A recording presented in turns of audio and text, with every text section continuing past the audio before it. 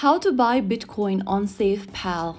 Hello everyone, welcome back to Wake&Tech. If you're new to crypto and wondering how to buy Bitcoin using SafePal, here is how you can do it. First of all, open the SafePal application on your device and log into your wallet. Once you're inside, go ahead and tap on the Buy button from the wallet page at the top. Under Estimated Receive, make sure that you've selected BTC or Bitcoin.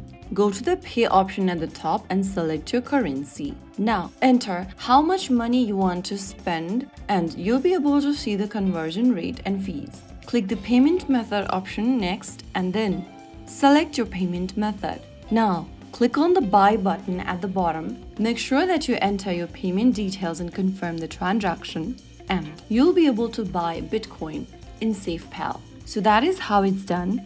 If you found the video helpful, don't forget to like, share, and subscribe to our channel. I will see you again in the next video. Thank you for watching.